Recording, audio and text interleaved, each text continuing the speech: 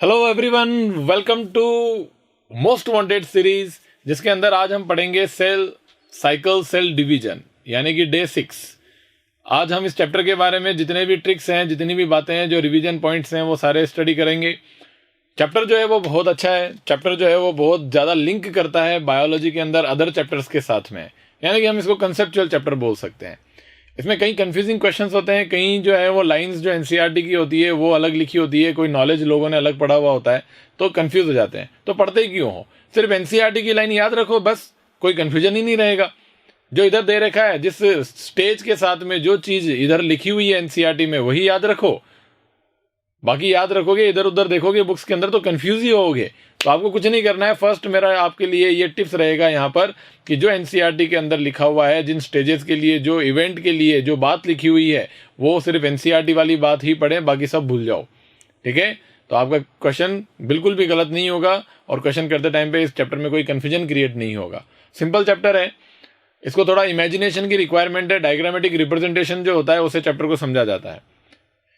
इस चैप्टर में मैं मियोसिस के अंदर आपको ये बताऊंगा कि इंडिपेंडेंट असॉर्टमेंट जो होता है, यानी कि हम क्रोमोसोम की स्ट्रक्चर पढ़ेंगे। क्रोमोसोम की स्ट्रक्चर जो है वो कैसे स्प्लिटिंग होती है और क्रोमोसोम के अंदर कैसे डीएनए पैक होता है, जैसे कि उसमें जीन जो होता है वो क्रोमोसोम पर चला जाता है।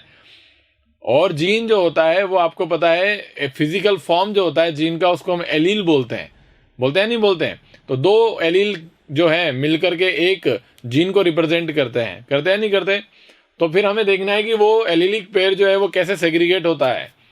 लॉ ऑफ सेग्रीगेशन जो है उसको भी हम यहाँ पर देखेंगे मियोसिस के दौरान, जब गैमेट बनाएंगे तब। तो बहुत सारे फंडे हम यहाँ पे पढ़ने वाले हैं।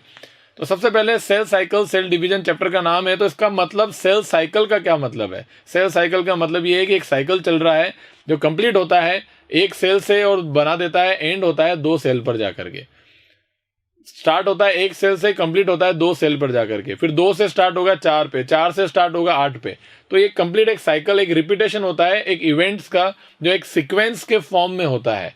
तो एक सीक्वेंशियल इवेंट्स क्या होते हैं, किस तरीके से होता है, इसको हम देखते हैं। यहाँ पे देखो, cell cycle cell division, the sequence of events by which a cell duplicates its genome. अब आप बोलोगे कि सर जीनोम चीज जो है उसको समझा दीजिए।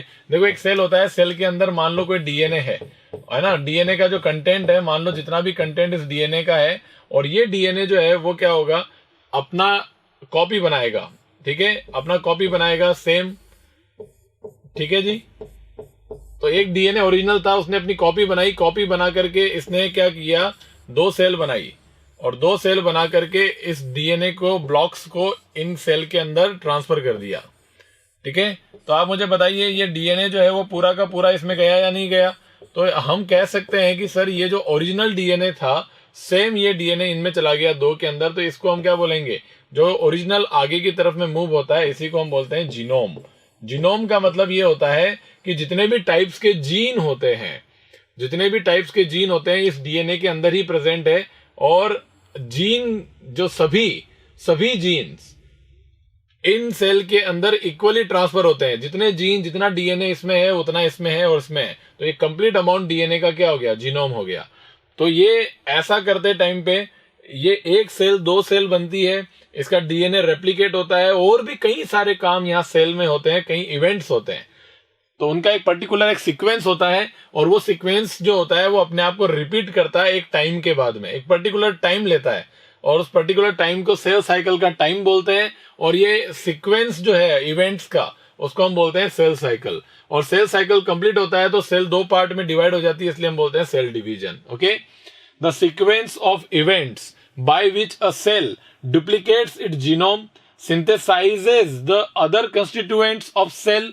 कुछ का सिंथेसिस करती है, अदर कंस्टिट्यूएंट किसी और चीजों का, कंस्टिट्यूएंट्स मतलब सेल की चीजें जो है उनका सिंथेसिस करती है, डीएनए जीनोम का डुप्लीकेशन करती है, and eventually divides into 2 daughter cell is called cell cycle. तो इसको हम पूरा सेल साइकिल बोलेंगे। इसमें एक टाइम लगता है और एक पर्टिकुलर टाइम होता है, सबका अलग अलग टाइमिंग होता है। एनसीईआरटी में ह्यूमन सेल में 24 आवर्स है और 90 मिनट ईस्ट के लिए लिखा हुआ है। ओके, डीएनए सिंथेसिस अकर इन 1 स्पेसिफिक स्टेज।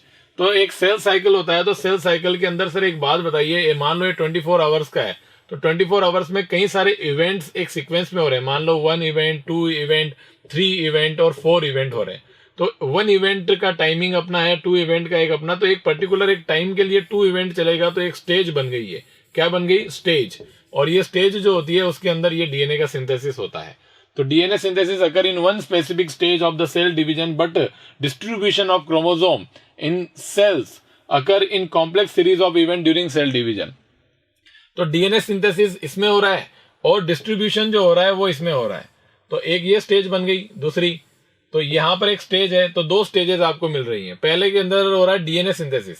सेल साइकिल के अंदर 4 स्टेजेस हैं।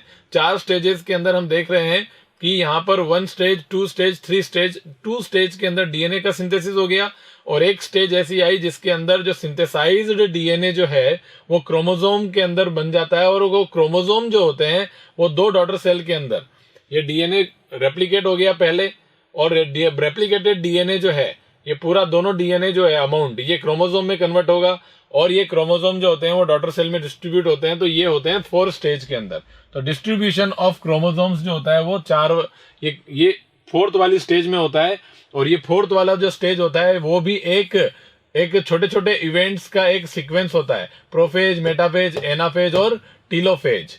ओके, और फिर आ जाता है साइटोकाइनेसिस। तो ऐसे करके एक सीक्वेंस होता है इवेंट का, उससे कॉम्प्लेक्स होता है ये बहुत ज्यादा, और एक सीरीज होती है इवेंट्स की, उससे ये क्रोमोसोम जो होते हैं वो डॉटर सेल में डिस्ट्रीब्यूट हो जाते हैं। तो यही बात यहां नीचे लिखी हुई थी। Okay, phases of the cell cycle. Cell cycle के क्या क्या फेज होते हैं? जैसे अभी मैंने बताया ना 1, 2, 3, 4 ऐसे फेजेस होते हैं। तो हमने क्या करा भाई, स्टार्टिंग के जो ये 1, 2, 3 फेज है, 1, 2, 3 फेज, तो 1 + 2 + 3 इज इक्वल टू इंटरफेज। इसको क्या बोलते हैं भाई? इंटरफेज। ओके, फेजेस इंटरफेज बोलते हैं। और ये 4th जो स्टेज है उसको हम बोलते हैं डिवीजन फेज और मेटाफेज फेज। डिवीजन फेज और mitosis phase, mitotic phase, mitotic phase और एम फेज। क्या बोलते हैं? M phase. तो 4th वाली तो एम फेज हो गई और ये आई फेज हो गई, मतलब इंटरफेज हो गई। तो सेल साइकिल 2 फेज में डिवाइड हो गया। लेकिन मैं आपको ये कहना चाहूंगा कि सर इंटरफेज का मतलब होता है, नाम से पता लग रहा है 2 फेजेस के बीच का। तो 2 फेजेस ऐसी कौन सी है जिसके बीच में इंटरफेज आ रही है? तो 2 फेजेस देखो कैसे समझ में आएगी आपको। ये इंटरफेस है। इंटरफेस को समझने के लिए यहां पर एक सेल लेते हैं। ये सेल स्टार्ट हुई टक टक टक टक टक टक टक टक टक टक टक टक टक टक टक टक टक टक टक, येलो साहब बड़ी हो गई, इंटरफेस कंप्लीट हो गया। अब घुस गई series of complex events, M phase. M phase में घुसी, टक टक टक टक टक टक टक टक टक, और ये डिवाइड हो गई। और डिवाइड होने के बाद में ये सेल जो है वो 2 छोटी छोटी सेल के अंदर कन्वर्ट हो गई। ये लो साहब, एक सेल चला यहां से यहां पहुंचा और फिर यहां से यहां गया, तो 2 सेल में डिवाइड हो गया। अब ये 2 सेल क्या करेंगी? 2 सेल वही काम करेगी जो ये एक सेल कर रही थी। इस एक सेल ने जो काम किया है यहां पर, एक सेल ने यहां पर 2 सेल बनाई। अब ये 2 सेल साथ बढ़ेगी और यहां पर कितनी बनाएंगी? 4 सेल्स का फॉर्मेशन करेगी। करेगी या नहीं करेगी? तो इन चारों सेल्स को अपन बनाते हैं। देखो ये दोनों सेल्स निकली आगे, टक टक टक टक टक टक टक टक टक टक टक टक टक टक टक टक, येलो साहब यहाँ पे, और यहां से आकर के यहाँ पूरा का पूरा आकर के, और इन्होंने कितनी सेल बना ली? इन्होंने बना ली यहाँ पे 1, 2, 3, 4, 4 सेल का फॉर्मेशन कर लिया।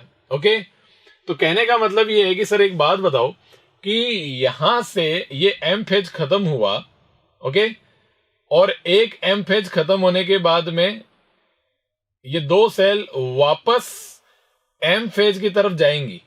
तो पहला डिवीजन क्या हुआ? ब्लैक कलर का एक सेल ये डिवाइड हुआ। इसको भूल जाओ, यहां पे इस सेल को यहां याद रखो कि ये सेल यहां से स्टार्ट हो रहा है, यहां 2 बना रहा है। तो ये कौन सी फेज में चल रहा है? एम फेज में चल रहा है। तो इस ब्लैक वाली सेल का एम फेज हो गया ये। ओके, तो ये एक एम फेज हो गया, नंबर 1। उसके बाद एम फेज कंप्लीट होने के बाद में ये 2 सेल बन गई, ब्लैक से ये 2 सेल बन गई। अब ये दोनों सेल आगे बढ़ी अपना अपना सेल साइकिल लेकर के। ये सेल अपना सेल साइकिल जाएगी, ये दूसरी वाली अपने सेल साइकिल में जाएगी, और ये सेल यहां से घूमती हुई यहां वापस आ गई खुद का एम फेज फेस करने के लिए। तो आप बताइए, पहला एम फेज जिसमें ये 2 बनी, फिर दूसरा एम फेज जिसमें ये 2 से 4 बनी, तो उन दोनों के बीच में कौन सा फेज आ रहा है? इंटरफेज आ रहा है। तो मतलब दो सक्सेसिव एम फेज के बीच में इंटरफेज प्रेजेंट होता है। अब आ गया होगा आपको समझ में। पहला एम फेज ये ब्लैक से ये 2 बनना, और दूसरा एम फेज ये घूम के आएगी यहाँ पर 2 सेल्स, और 2 से क्या बनेगी? 4 बन जाएगी। तो दोनों को घुमा लेता हूं मैं, यहाँ पे ले आता हूँ येलो, ये दोनों आ गई येलो साहब, ये 2 बड़ी हो गई। अब ये 2 से क्या बन जाएगी? 4। तो ये दूसरा एम फेज, ये फर्स्ट एम फेज, ये दूसरा एम फेज। तो पहले एम फेज के बाद में इन्होंने कौन सा फेज फेस किया? इंटरफेज फेस किया। तो the phase between 2 successive M phases is called interphase. Clear? चलो जी, तो फेजेस आ गया। Human cell divides once in approximately 24 hours which में वेरी इन डिफरेंट ऑर्गेनिज्म। तो सेल साइकिल जो होता है वो वेरी करता है ऑर्गेनिजम्स के अकॉर्डिंग, अलग अलग ऑर्गेनिज्म में अलग अलग होता है ये। ओके, इन ईस्ट, अब ऑर्गेनिज्म का एग्जांपल दिया है तो देख लो, ईस्ट का एक और दे दिया, 90 मिनट लेता है कंप्लीट करने के लिए ईस्ट में budding. Cell cycle divided into 2 basic phases, 2 basic phase होती है इसके अंदर। इंटरफेज अभी मैंने बताया आपको, it is the phase between 2 successive M phases. Interphase last for 95% of the cell cycle. याद रखना ये डेटा 95%। ये क्वेश्चन पूछते हैं आपको, अगर मान लो 24 आवर्स है तो 95%, तो देखना यहाँ पे क्या लिखा, लास्ट फॉर 95%। तो 95% सेल साइकिल का टाइम इंटरफेज में स्पेंड होता है। ओके, और इंटरफेज को हम क्या बोलते हैं भाई? Resting phase. क्या बोलते हैं? Resting phase. अब आपको एक याद रखना, रेस्टिंग फेज बोलते हैं, रेस्टिंग फेज का मतलब है नो डिवीजन। तो फिर आप बोलोगे सर रेस्टिंग फेज कैसे? रेस्टिंग फेज किसके रेफरेंस में बात चल रही है? डिवीजन के रेफरेंस में। सेल एक्चुअल डिवाइड नहीं हो रही है इंटरफेज में, इसलिए इसको रेस्टिंग फेज बोल दिया। तो क्या एक्चुअली इसमें सेल रेस्ट कर रही है? नहीं कर रही है, इसमें बहुत एक्टिव सिंथेसिस चल रहा है। लेकिन आप याद रखना, इसको रेस्टिंग फेज इसलिए बोलते हैं क्योंकि यहाँ डिवीजन नहीं है। डिवीजन के रेफरेंस में इसमें रेस्टिंग बोला है। सिंथेसिस तो होता ही रहता है और ज्यादा से ज्यादा टाइम स्पेंड करती है सेल यहाँ पर। This phase is called the resting phase, but during this period the call during the period the cell prepare itself for nuclear division by cell growth। तो आप ध्यान रखिएगा, रेस्टिंग फेज तो है, यहां पर क्या होती है? सेल का ग्रोथ होता है, सेल ग्रोथ प्रेजेंट होती है। सेल ग्रोथ क्यों हो रही है? सिंथेसिस हो रहा है। क्या हो रहा है? सिंथेसिस ऑफ कंस्टिट्यूएंट्स होता है। तो डिफरेंट कंस्टिट्यूएंट्स का सिंथेसिस इंटरफेज में होता है, जिससे कि ये साइज में बड़ी हो जाती है और यहां पर ये अपने आप को प्रिपेयर करती है, इसलिए इसको प्रिपरेटरी फेज भी बोलते हैं। क्या बोलते हैं? प्रिपरेटरी फेज, क्योंकि अपने आप को प्रिपेयर कर रही है डिवीजन के लिए, न्यूक्लियर डिवीजन को करवाने के लिए अपने आप को प्रिपेयर कर रही है। ये सारी बातें इंटरफेज से रिलेटेड है।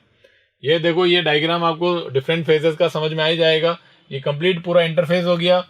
इंटरफेज खुद डिवाइडेड है G1 G2 में, और ये ब्लैक वाला एम फेज हो गया।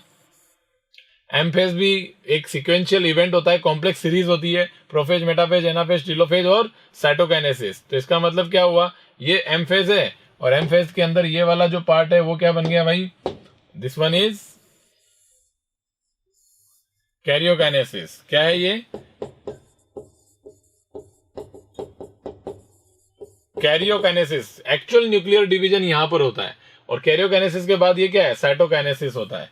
तो कैरियोकाइनेसिस 1, साइटोकाइनेसिस 2। तो हम कहेंगे कि सर कैरियोकाइनेसिस प्लस साइटोकाइनेसिस दोनों मिलाकर के ही क्या बनती है? ये रेड कलर की क्या बनेगी? एम फेज बनेगी। क्या बनेगा? M phase. ओके, फिर उसके बाद ये पूरा क्या है? इंटरफेज है यहां पर। क्लियर? चलो जी, तो ये देखो, अब मैं आपको एक डायग्राम से एक चीज समझाना चाहूंगा कि ये जो डिफरेंट फेजेस जो होती है उसके अंदर क्रोमोसोम जो होता है उसके साथ क्या होता है ना? ये समझना बहुत इंपॉर्टेंट है आपके लिए कि ये जो फेजेस है, साइकिल्स जो है, उनके अंदर क्रोमोसोम्स जो होते हैं उनके साथ क्या होता है। ये मैं डायग्राम पे आऊंगा, उससे पहले ये थ्योरी जो है एनसीईआरटी में लिखी हुई, उसको थोड़ा सा देख लेते हैं यहाँ पे। ठीक है, अब G1 फेज में क्या होता है, एस फेज में क्या होता है, G2 फेज में क्या होता है, ये सारी बातें एक बार ध्यान रख लेते हैं। जैसे कि हमारे पास में पता है कि ये G1 S G2 ये एम फेज हो गया, एम फेज के बाद में ये G1 हो गया, ये S हो गया, ये G2 हो गया। ओके, तो G1 phase represents the interval between the mitosis and initiation. इसको बोलते हैं, एम फेज को बोलते हैं माइटोसिस। तो एम फेज और इनिशिएशन ऑफ डीएनए रेप्लिकेशन। तो यहां पर क्या होता है भाई? डीएनए का रेप्लिकेशन इनिशिएट होता है। ठीक है, और यहाँ डीएनए का रेप्लिकेशन इनिशिएट होगा। मान लो डीएनए का कंटेंट इतना है, ये डीएनए है, ये डीएनए जो है वो बढ़ करके इतना हो जाएगा डबल। ठीक है, तो डीएनए का कंटेंट जो होता है वो इनिशिएट होकर के डबल हो जाएगा। डीएनए मान लो यहाँ पर स्टार्टिंग में सी है, तो ये डीएनए जो है वहां पर कितना हो जाएगा, डीएनए जो है वो 2C हो जाएगा। ओके, तो इनिशिएशन ऑफ डीएनए और माइटोसिस एंड, उसके बीच का इंटरवल जो है वो G1 होता है। Okay, cell is continuously active and grows in size. G1 के अंदर क्या होता है, कई सारी चीजों का सिंथेसिस होता है। तो ये क्वेश्चन आपसे पूछते हैं, ध्यान रखना, सिंथेसिस जो होता है यहाँ पर G1 के अंदर, ऑर्गेनेल का सिंथेसिस यहाँ पर नहीं होता है, ये याद रखिएगा। ऑर्गेनेल का सिंथेसिस G2 फेज में होता है। G1 फेज के अंदर जितने भी प्रोटीन सिंथेसिस के लिए, सॉरी, डीएनए रेप्लिकेशन के लिए रिक्वायर्ड एंजाइम्स हैं, उनके एमिनो एसिड्स का सिंथेसिस होगा। ओके, तो different types of amino acids जो हैं वो यहाँ सिंथेसाइज होंगे। डिफरेंट टाइप ऑफ न्यूक्लियोटाइड्स जो हैं, क्योंकि डीएनए में चाहिए नए न्यूक्लियोटाइड्स, तो न्यूक्लियोटाइड्स का सिंथेसिस भी यहाँ पर होगा। तो nucleotide synthesis, amino acid synthesis और सम आरएनए सिंथेसिस, आरएनए का सिंथेसिस, न्यूक्लियोटाइड्स का सिंथेसिस, डीएनए का सिंथेसिस, आपके क्या नाम है, एमिनो एसिड्स का सिंथेसिस, और हम कहें कि यहाँ पर एटीपी का सिंथेसिस। ये चारों चीजें यहाँ पर बहुत इंपॉर्टेंटली होती है। और साइटोप्लाज्म का वॉल्यूम भी बढ़ता है, इसलिए साइज जो होती है सेल की बड़ी होती है, सेल ग्रो करती है, ग्रो इन साइज। ओके, चलो जी, ये हो गया G1 से रिलेटेड बात। ड्यूरिंग सिंथेसिस फेज, इस एस फेज को बोलते हैं सिंथेसिस फेज। G1 को बोलते हैं G for gap.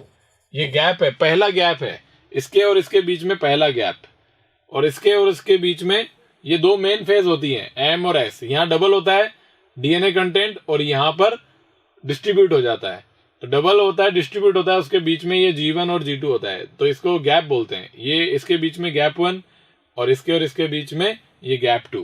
Okay, replication on synthesis of the DNA take place and the common amount of DNA get double. तो देखो पर सेल डबल हो जाता है, मैंने अभी कर दिया, देखो C था 2C हो गया। During G2 phase, protein in synthesized in preparation for mitosis.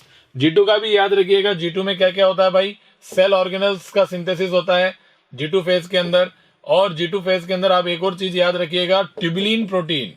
तो माइक्रोट्यूब्यूल्स बनाने के लिए, जो माइक्रोट्यूब्यूल आगे जाकर के स्पिंडल फाइबर बनाएंगे और सेल डिवीजन करने के लिए, उसके लिए ट्यूबुलिन चाहिए, अल्फा ट्यूबुलिन, बीटा ट्यूबुलिन। तो जितने भी ट्यूबुलिन प्रोटीन है उनका सिंथेसिस G2 में होता है। और आप ये याद रखिए, यहाँ पे कुछ आरएनए का सिंथेसिस भी होता है, एमिनो एसिड्स का सिंथेसिस भी होता है। ठीक है, सबसे इंपॉर्टेंट बात है सेल ऑर्गेनल। तो सेल ऑर्गेनल का सिंथेसिस होता है, मोर इंपॉर्टेंटली माइटोकॉन्ड्रिया, क्लोरोप्लास्ट इनका, और गोल्जी बॉडी, इनका सिंथेसिस G2 फेज के अंदर देखने को मिलता है। तो ओके, ये क्वेश्चन पूछते हैं, आप याद रखिएगा। इंपॉर्टेंट क्या है, ट्यूबुलिन प्रोटीन का एंड सेल ऑर्गेनल का सिंथेसिस G2 फेज में होता है। और साइटोप्लाज्म वॉल्यूम में इंक्रीज होता है, तो सेल का साइज भी इंक्रीज होता है, सेल का ग्रोथ भी होता है साइज में। एस फेज में याद रखिएगा, अर्ली एस फेज और लेट एस फेज, ये दो एक चीजें हैं वो याद रखना। अर्ली एस फेज के अंदर हिस्टोन प्रोटीन का सिंथेसिस होता है, हिस्टोन प्रोटीन सिंथेसिस। और हिस्टोन प्रोटीन के लिए रिक्वायर्ड एमिनो एसिड का सिंथेसिस कहां होता है, G1 फेज के अंदर होता है। तो G1 फेज में इसके लिए रिक्वायर्ड एमिनो एसिड्स का सिंथेसिस होगा। और अर्ली एस फेज में हिस्टोन प्रोटीन्स जो होते हैं डिफरेंट टाइप के, उनका सिंथेसिस होता है। और लेट एस फेज जो है, ये लेट एस फेज है, इस लेट एस फेज के अंदर होता है सेंट्रियोल्स का डुप्लीकेशन।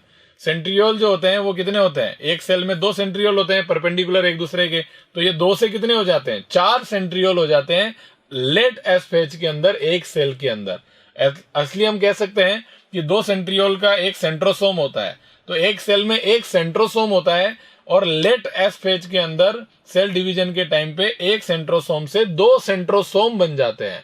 और हमें पता है एक सेंट्रोसोम में 2 सेंट्रियोल होते हैं, तो इसका मतलब 2 सेंट्रोसोम बने हैं, मतलब 4 सेंट्रियोल बन जाएंगे लेट एस फेज के अंदर।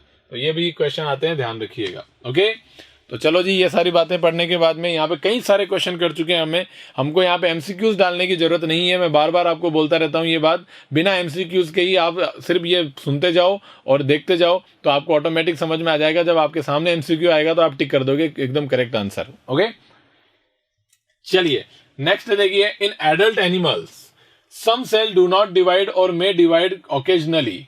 ठीक है, These cells do not divide further and exit the G1 phase to enter an inactive stage called quiescent stage और G0 stage। एक और स्टेज होती है सेल साइकिल में। वो सेल साइकिल में कहाँ होती है? जैसे ही M फेज खत्म हुआ, मान लो ये 2 सेल बनी, इस 2 सेल में से एक सेल को, मान लो इस सेल को मैंने क्या किया, आगे बढ़ाया, G1 में आगे बढ़ाया, थोड़ा सिंथेसिस किया, इस सेल को आगे आगे बढ़ाते ही ये सेल के पास में कुछ ऐसा हुआ कि ये G0 को एग्जिट कर गई। किसको एग्जिट कर गई? G0 को एग्जिट, सॉरी G1 को एग्जिट कर गई। G1 में थोड़ी बढ़ी आगे तक, आगे बढ़ने के बाद में कुछ ऐसा डिसीजन हुआ, डिसीजन के बाद में इसके पास 2 रास्ते थे, 2 रास्तों में से ये एक रास्ते को चुन लिया इसने, और वो है कि सेल साइकिल जो है, सेल साइकिल को क्या कर दो, लीव कर दो और सेल साइकिल से एग्जिट मार लो। और एग्जिट मारोगे तो कहां से मारोगे? सेल साइकिल के कौन से फेज से एग्जिट मारोगे? G1 फेज से एग्जिट मारा जाएगा, क्योंकि G1 में ये थोड़ी दूर तक चली है और ये G0 में चली गई है। G1 से एग्जिट मार के G0 में चली गई। G0 को बोलते हैं क्वेसेंट स्टेज, शांत, एकदम चुप हो गई। चुप हो गई का मतलब क्या है? ये जितना भी वर्ड यूज किया जा रहा है क्वेसेंट, ये होता है डिवीजन के रेफरेंस में। मतलब ये सेल अब डिवीजन के लिए रेडी नहीं है, ये सेल अब डिवीजन के लिए प्रिपेयर नहीं होगी, ये किसी न किसी टिश्यू का पार्ट बनेगी, फंक्शन करने के लिए रेडी हो गई है, मैच्योर होने के लिए रेडी हो गई है, मतलब डिफरेंशिएशन के लिए रेडी हो गई है। तो ये जो एग्जिट करना होता है इसी को ही बोलते हैं डिफरेंशिएशन। और डिफरेंशिएशन के अंदर ये क्या हो जाती है? मेटाबॉलिकली एक्टिव होती है। मेटाबॉलिकली तो एक्टिव होती है, बट डिवीजन के पॉइंट ऑफ व्यू से ये क्वेशेंट होती है, इनएक्टिव होती है। That's it. ओके, तो ये G0 फेज के लिए है। तो यहां पे लिखा है in adult animals some cell do not divide और may divide occasionally, these cell do not divide further and exit G1 phase. तो देखो एनसीईआरटी के अंदर जो वर्ड लिखा है वो क्या लिखा है? Exit the G1 phase two enter inactive stage called. अब आप बोलोगे sir inactive stage, G0 inactive stage है, और कहां से एग्जिट कर रही है वो एग्जिट कर रही है G1 को। ये क्वेश्चन बहुत इंपॉर्टेंट है कि ये सेल जो है वो जब G0 में एंटर करती है तो किसको एग्जिट करती है? जब G0 फेज में एंटर कर रही है तो किसी न किसी फेज को तो एग्जिट करेगी ना। तो वो कौन से फेज को एग्जिट करती है? वो G1 फेज को एग्जिट करती है ना। और ऐसा करके वो किसको लीव कर देती है? सेल साइकिल को लीव कर देती है। करेक्ट। और इसी प्रोसेस को बोलते हैं डिफरेंशिएशन। क्या बोलते हैं? डिफरेंशिएशन। तो सर ऐसा कौन करता है? ऐसा हर बॉडी में होता है। जब ऑर्गेनोजेनेसिस होता है, ऑर्गन टिश्यू बनाते हैं, तब ये सेल डिवाइड होती है। सेल डिवीजन का काम क्या है? कि किसी ऑर्गन को, टिश्यू को बनाने के लिए रिक्वायर्ड सेल्स जितनी चाहिए उतनी बना के देने का काम होता है। तो वो सेल साइकिल को रिपीट करती रहती हैं, क्योंकि सेल साइकिल जीन के कंट्रोल में होता है। वो जीन जो है वो ये बोलता है कि अभी इसको चलने दो, सेल बनाने दो, और जब एक पर्टिकुलर नंबर ऑफ सेल का फॉर्मेशन हो जाएगा तब उन सेल को हम भेजेंगे G0 में। बोले चलो G0 में, है ना, G0 में जाना है तुमको। अब ये सेल साइकिल तो चल रहा है और एक सेल को बोल रहे हैं चलो G0 में चलो। क्यों? क्योंकि टिश्यू बनाना है तुमको, ऑर्गन बनाना है तुमको, काम करना है तुमको, इस ऑर्गेनिज्म की बॉडी को जनरेट करना है, ऑर्गेनाइज करना है, तो G0 में जाना पड़ेगा। तो G0 में जब जाने की बारी आती है तब ये डिवीजन करना बंद कर देती है। इसी प्रोसेस को डिफरेंशिएशन बोलते हैं।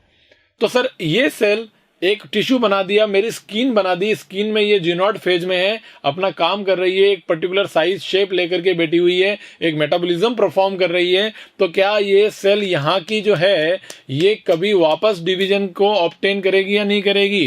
क्या ये वापस G0 में गई हुई कोई सेल वापस सेल साइकिल में एंटर कर सकती है क्या? तो सेल साइकिल में एंटर करने के लिए उसको वापस कौन से फेज में आना पड़ेगा? G1 फेज में एंट्री मारनी पड़ेगी और फिर इस प्रोसेस को वापस अपनाना पड़ेगा। तो सर ऐसा कभी होता है कि कोई एक बार मैच्योर हुई सेल वापस सेल साइकिल में एंटर कर जाए? बिल्कुल हो सकता है, एक्सेप्ट हार्ट मसल्स।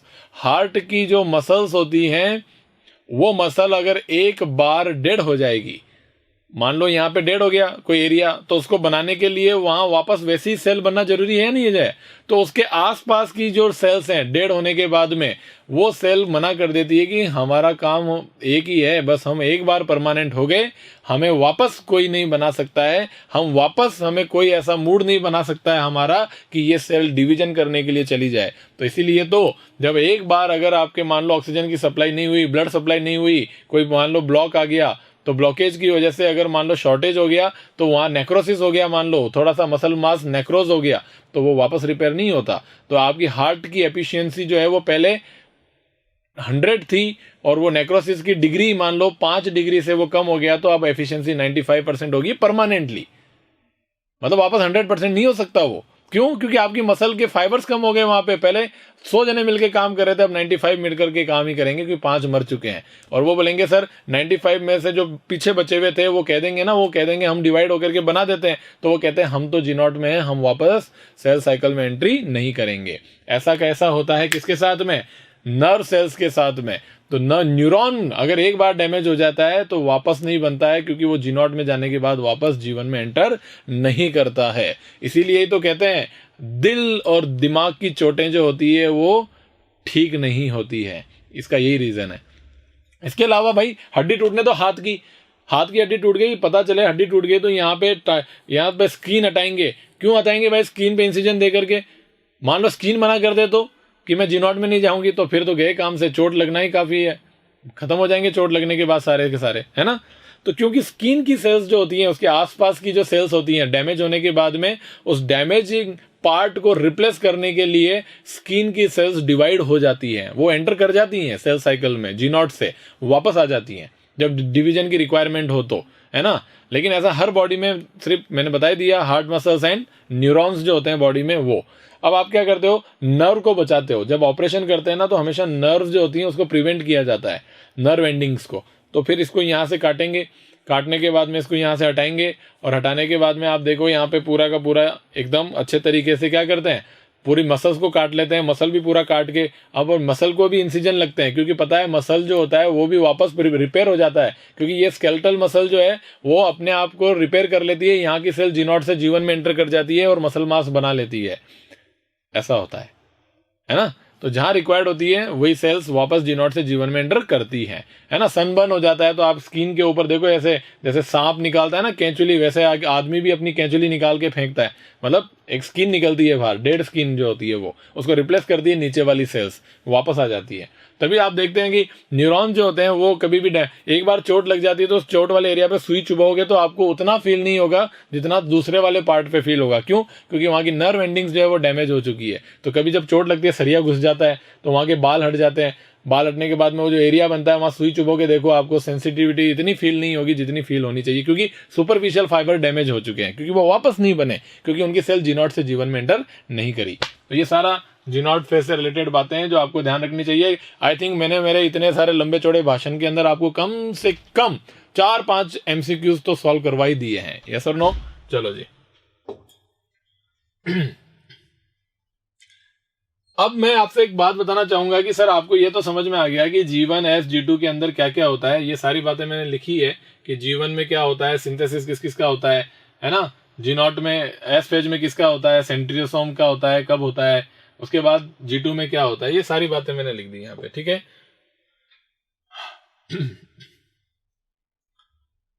अब एक चीज आपको बताना चाहूंगा कि ये जो सेल साइकिल जो चलता है आपका G1 S G2 M phase, इस सेल साइकिल के अंदर ये जो क्रोमोसोम है उसकी शक्ल सूरत कैसे बदलती है वो बताना चाहेंगे। उसके बाद सेल साइकिल के बाद जो M फेज में डिवीजन होता है उसके टाइप पढ़ेंगे, जैसे माइटोसिस, मियोसिस, एमाइटोसिस, उनको पर्टिकुलर ऐसे करेंगे, ठीक है। तो हम सबसे पहले समझना चाहते हैं कि सर ये सेल साइकिल जो है उसमें क्रोमोसोम की शक्ल कैसे बदलती है, और ये सेल साइकिल आप जो बोल रहे हो कि ये कभी तो G0 में चला जाता है सेल, कभी वापस एंटर कर जाता है, ये जीन के कंट्रोल में होता है, तो ये कैसे कंट्रोल होता है, सेल साइकिल का रेगुलेशन कैसे होता है, ये भी हम पढ़ेंगे। तो हम सबसे पहले पढ़ना चाहेंगे वो है कि क्रोमोसोम की शक्ल कैसे बदलती है। तो क्रोमोसोम की शक्लें कैसे बदलती है, देखो यहाँ पे ये डायग्राम समझने की कोशिश करो। ये सेल साइकिल हो गया पूरा, इसमें ये M फेज हो गया, ये G1 S G2 हो गया, करेक्ट। अब मान लो यहाँ पे एक सेल है, इस सेल को डिवीजन के लिए रेडी कर रहे हैं हम, तो ये G1 में गई, रेगुलेशन ऑफ सेल साइकिल ने इसको अलाउ कर दिया, चेक पॉइंट क्रॉस हो गया। चेक पॉइंट क्रॉस करने के बाद में ये श्योर हो गया कि इसके अंदर प्रेजेंट जीनोम जो है वो डुप्लीकेट होगा, और एक बार जीनोम डुप्लीकेट हो जाता है तो ये 100% नहीं 99% ये डिवाइड होगा। सेकंड चेक पॉइंट जो होता है वो 1 चेक पॉइंट पे डिपेंड करता है कि चेक पॉइंट 1 ने जब अलाउ कर दिया तो 99% चेक पॉइंट 2 जो होता है, जो G2 से M के अंदर मूव करवाता है, वो भी अलाउ कर देता है। इसीलिए कहते हैं generally when the 1 check point is crossed, check point 1 is crossed, cell will definitely divide. Okay, तो चलो जी भाई, तो चेक पॉइंट ने अलाउ कर दिया। चेक पॉइंट ने जब अलाउ किया तो यहाँ पे क्या हुआ, न्यूक्लियस के अंदर कोई चेंज नहीं हुआ जीवन के अंदर, है ना। न्यूक्लियस के अंदर डीएनए जो है वो उतना ही है। मान लो यहाँ सी अमाउंट ले लेते हैं, डीएनए को तोला तो यहाँ पर सी पिकोग्राम है, तो सी पिकोग्राम डीएनए अगर यहाँ पर है तो ये पूरा जीवन क्रॉस हो गया, और जीवन क्रॉस होने के बाद में ये चेक पॉइंट क्रॉस हो गया और वो एस में एंटर करने को जा रहा है। तो एस में एंटर करती हुई सेल जो है उसका सिर्फ साइज बढ़ता हुआ दिखेगा। तो ये जो ब्लैक कलर से जो सेल ली है वो मैं एस में एंटर करवा रहा हूं, तो मैंने इसको इतना बड़ा कर दूंगा। ये छोटी है, थोड़ा सा इसको और बड़ा कर देता हूं। ये छोटी है, ये थोड़ी बड़ी हो गई। क्यों? क्योंकि साइटोप्लाज्मिक वॉल्यूम इंक्रीज हुआ है, साइटोप्लाज्मिक कंटेंट कॉन्स्टिट्यूएंट्स का सिंथेसिस हुआ है, बट न्यूक्लियस का डीएनए के साथ कोई छेड़खानी नहीं हुई है। तो जीवन के होल जीवन स्टार्टिंग से लेकर के एंड तक न्यूक्लियस के अंदर जीनोम का जो अमाउंट है वो सी ही बना रहेगा। तो यहां तक ये सी ही बना हुआ है। अब एंटर कर गया एस में।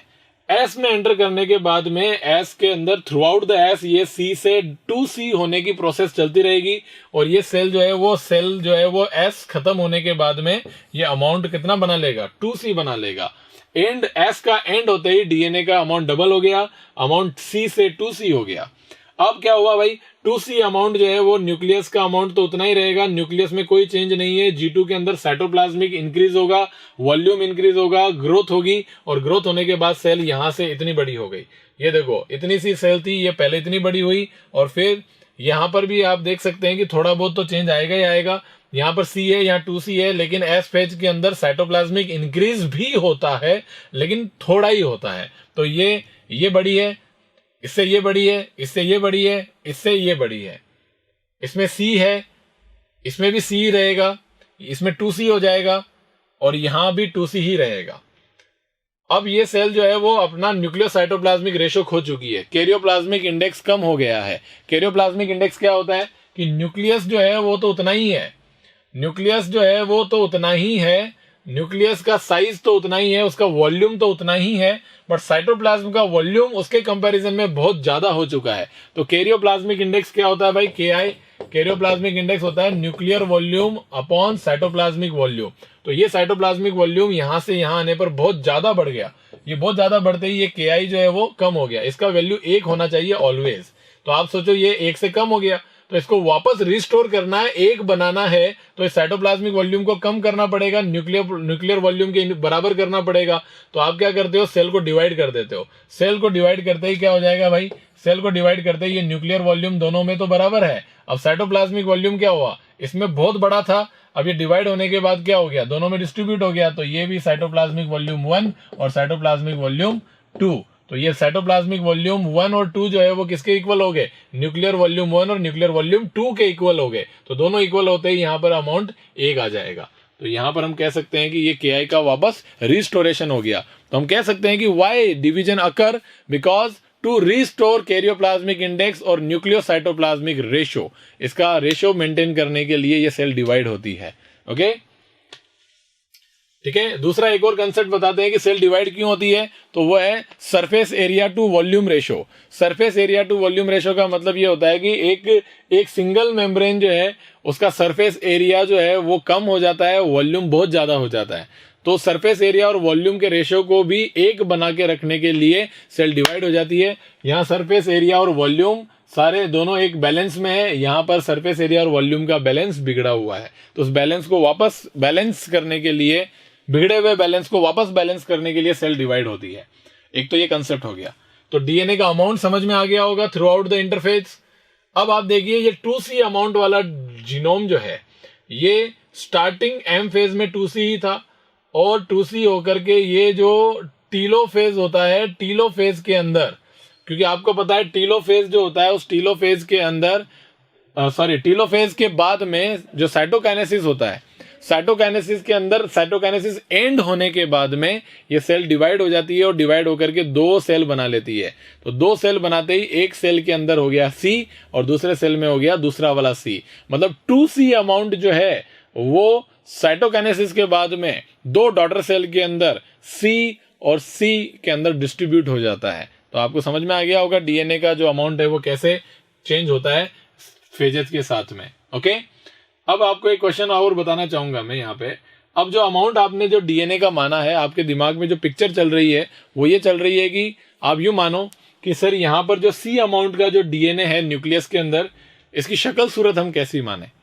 आपको ऐसा मानना है कि एक छत के ऊपर आपने एक मंजा जो है, पतंग उड़ा रहे हो, पतंग के साथ में आपने मंजा इकट्ठा कर रखा है और इकट्ठा हुआ मंजा जो छत के ऊपर पड़ा रहता है तो ऐसा पूरा एक लिपटा हुआ गुच्छा सा पड़ा होता है ना धागे का, वो डीएनए है मान लो यहाँ पे।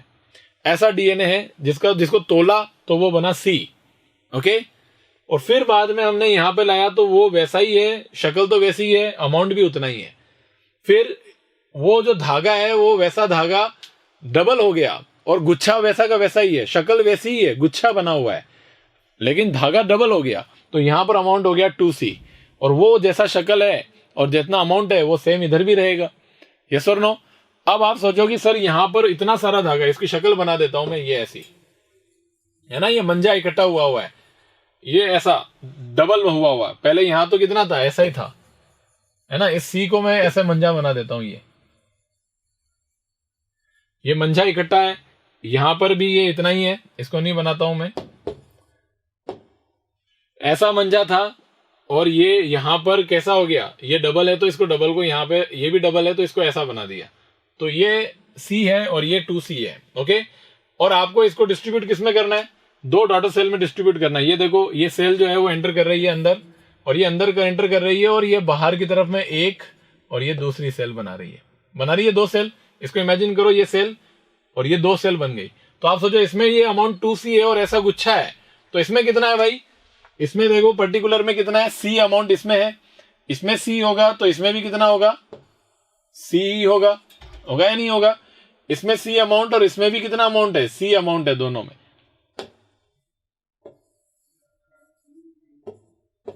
ये C इसमें चला गया, इनकी शक्ल कैसी होगी, ऐसा डीएनए, ऐसा डीएनए आ गया इसके अंदर।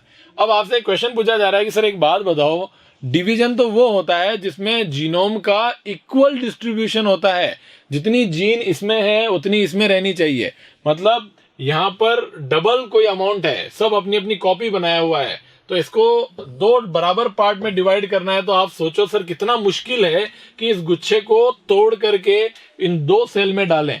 ये तो कोई डिवीजन है क्या, इसमें तो पता ही नहीं चलेगा कहां से टूट रहा है, कहां जा रहा है, क्या पता तोड़ने में इसके पास ज्यादा टूट गया, ये हाथ का प्रेशर ज्यादा लग गया, इसमें ज्यादा चला गया, इसमें कम चला गया। तो सर तोड़ना कुछ ऐसा करो, तोड़ने की बजाय बांटो ना, ये ज्यादा अच्छा है। समझा नहीं, बांटे कैसे भाई, इसको अगर आपको इस अमाउंट को इन दोनों में देना है, बराबर देना है, इक्वल देना है, तो ऐसे तोड़ने का क्या मतलब है।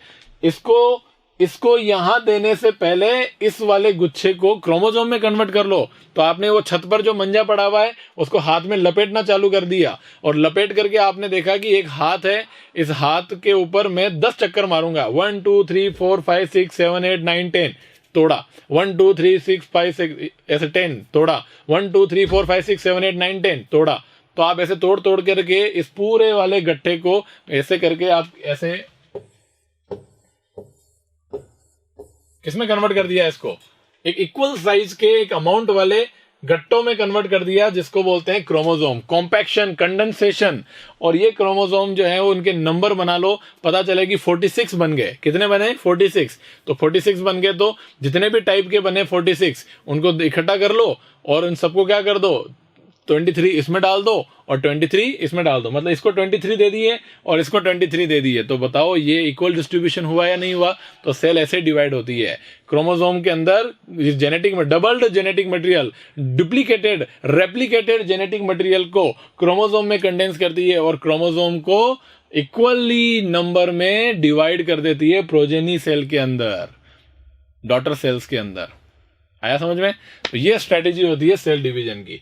तब आप बोलोगे कि सर एक बात बताइए, इसका मतलब ड्यूरिंग इंटरफेज क्रोमोसोम जैसी शक्ल तो बनी ही नहीं, कॉम्पैक्शन तो हुआ ही नहीं, बिल्कुल नहीं होता है। क्रोमोसोम तभी बनता है जब इसको डिवीजन की बारी आती है, मतलब क्रोमोसोम कंडेंसेशन स्टार्ट ही प्रोफेज से होता है।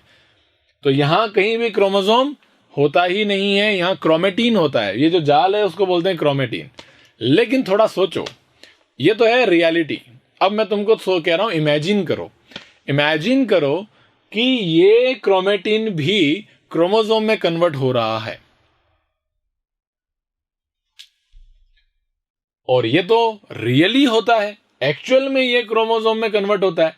तो हमने इसको देखते हुए इसको एंटिसिपेट किया है कि अगर तुम क्रोमोसोम में कन्वर्ट होते तो तुम्हारा एक क्रोमोसोम का शक्ल कैसा होता भाई।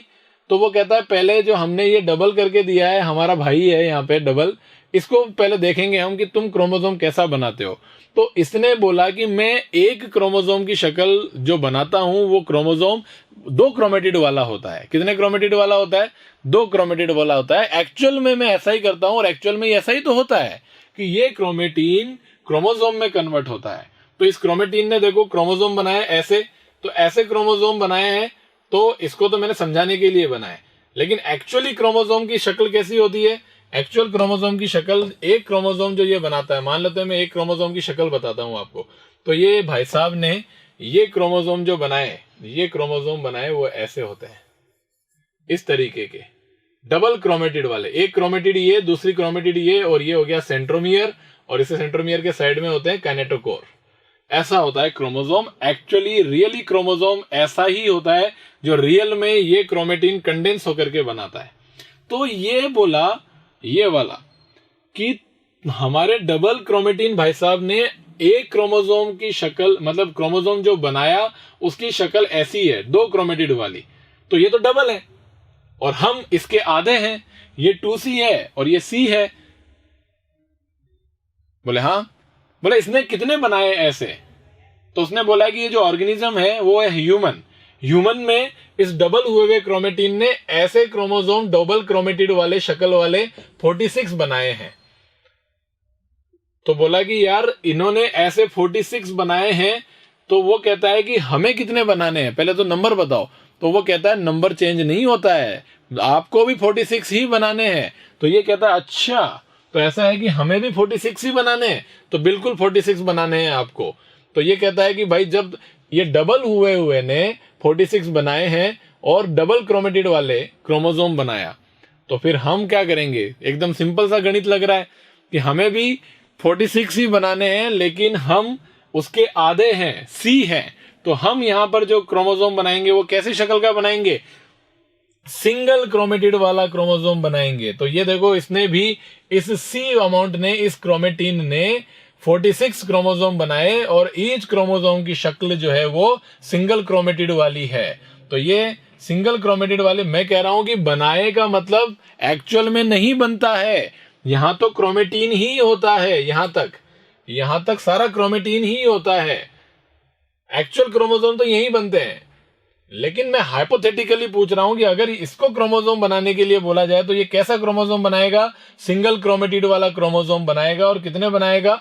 46 ही बनाएगा। तो इसीलिए कहते हैं कि यहां पर इसके स्टार्टिंग में क्रोमोसोम नंबर 46 है और सिंगल क्रोमेटिड, इधर स्टार्टिंग में सिंगल क्रोमेटिड, एंड में डबल क्रोमेटिड, G2 में डबल क्रोमेटिड। आया समझ में? क्योंकि G2 में अमाउंट कितना है? 2C अमाउंट है। G2 फेज के अंदर अमाउंट कितना हो गया? 2C हो गया। 2C होते ही डबल क्रोमेटिड हो गया, और यहां पर डबल क्रोमेटिड है ही। और फिर जब ये डबल क्रोमेटिड हो गया तो आप बताइए इनको सर क्या करना है? इक्वल अमाउंट में डिवाइड करके देना है। इसमें 46 जाना चाहिए, इसमें भी 46 जाना चाहिए। तो आपको सिंपल एक बात बताइए सर कि ये डबल क्रोमेटिड वाले क्रोमोसोम यहां पर 46 है, और आप कह रहे हो कि डॉटर सेल में भी 46 जाना चाहिए और इसमें भी 46 जाना चाहिए, दोनों में 46 जाने चाहिए, और डबल क्रोमेटिड वाले 46 हैं। तो सिंपल सी बात है, गणित बिल्कुल साफ है कि इसको बीच में से डिवाइड कर देंगे ईच क्रोमोसोम को। तो ऐसे ईच क्रोमोसोम को हम बीच में से डिवाइड करेंगे तो 46 के क्रोमोसोम कितने हो जाएंगे? सिंगल क्रोमेटिड वाले तोड़ देंगे तो 92 हो जाएंगे। कितने हो जाएंगे? 92 हो जाएंगे सिंगल क्रोमेटिड वाले, बीच में से काट देंगे। और उन 92 में से 46 सिंगल क्रोमेटिड वाला, 46 सिंगल क्रोमेटिड वाले इसमें भेज दिए और सिंगल क्रोमेटिड वाले 46 इसमें भेज दिए। यस और नो? और इनको बोल दिया कि अब तुम क्या करो, क्रोमेटिन में कन्वर्ट हो जाओ। तो ये देखो, ये क्रोमेटिन में कन्वर्ट हो गए और ये क्रोमेटिन में कन्वर्ट हो गए। यस और नो? और अब इस सेल को बोला तुम डिवीजन के लिए जाओ वापस, तो ये सेल यही तो है, ऐसी तो होती है बिल्कुल। तो ये देखो, ये इसका क्रोमेटिन रहा है ना, ये 46 रहा और ये सिंगल क्रोमेटिड रहा। ये देख लो, ये सिंगल क्रोमेटिड रहा, ये 46 क्रोमोसोम रहे और ये अमाउंट कितना रहा? C रहा। तो इस तरीके से सेल डिवाइड होती है और सेल साइकिल चलता है। ये डायग्राम आपके लिए बहुत इंपॉर्टेंट है, क्योंकि कंटेंट का क्वेश्चन सी है, 2C है, कौन सी फेज में कितना है, और क्रोमोसोम्स में क्रोमेटिड्स के लिए क्वेश्चन, कितने क्रोमेटिड्स होंगे मेटाफेज में, एक मेटाफेज प्लेट पर, एनाफेज में कितनी क्रोमेटिड होंगी। अरे भाई एनाफेज में तो डिवाइड हो जाती है, तो कितनी क्रोमेटिड्स होंगी वहां पर? टोटल 92 क्रोमेटिड्स होंगी अगर ह्यूमन सेल है तो, क्योंकि यहां पर क्रोमेटिड्स अलग हो चुकी हैं।